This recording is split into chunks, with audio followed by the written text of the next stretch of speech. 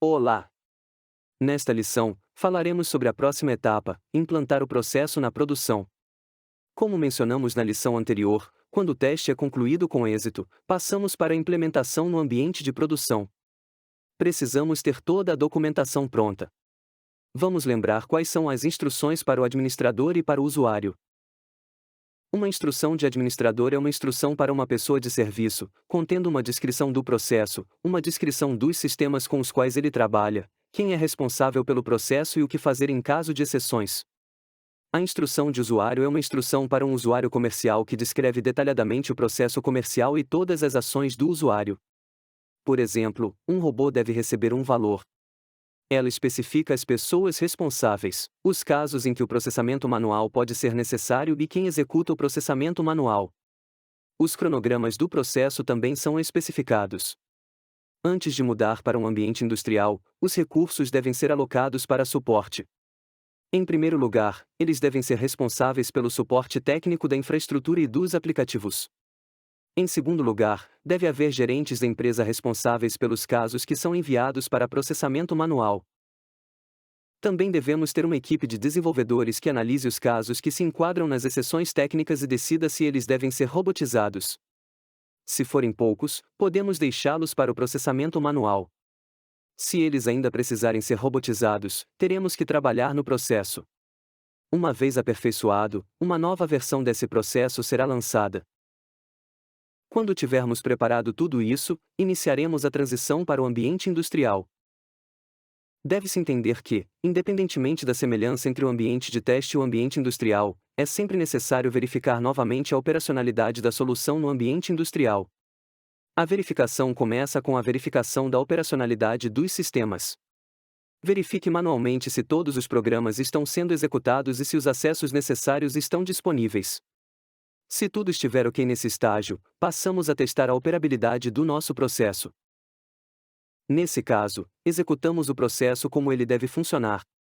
Por meio do Pixmaster, por agendamento ou por um determinado acionador e assim por diante. Aumentamos gradualmente o número de casos a serem processados.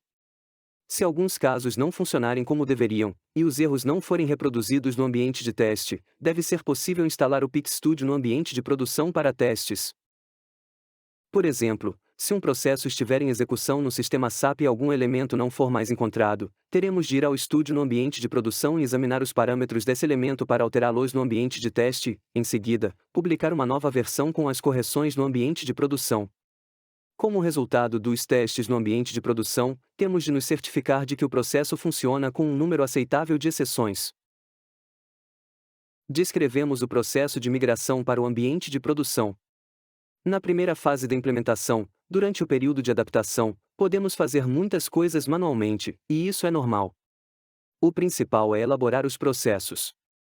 Depois, quando percebermos que o processo se estabilizou, devemos tentar automatizá-lo o máximo possível.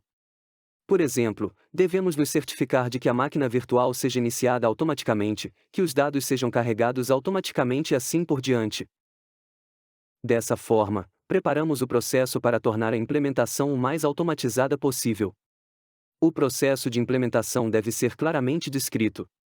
Após a fase de estabilização, começa a fase de aumento de escala, na qual o processo de mudança para um ambiente de produção é muito rápido.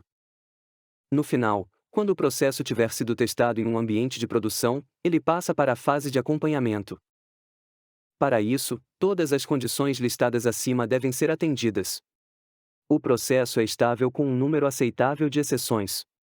O processo de comissionamento foi estabelecido e a equipe de acompanhamento recebeu todas as instruções. Isso conclui a fase de inicialização. Depois que o processo tiver sido transferido, os analistas de negócios devem coletar estatísticas sobre o número de exceções técnicas e comerciais. Isso permite decidir se uma nova versão é necessária, dependendo dos objetivos da empresa. Por exemplo, em uma empresa é importante liberar tempo, e sabemos que há 5% dos casos nesse processo que são processados manualmente, e isso não toma muito tempo, enquanto a robotização levará, por exemplo, meio mês. É melhor gastar esse tempo na robotização de outro processo, que dará um resultado muito melhor.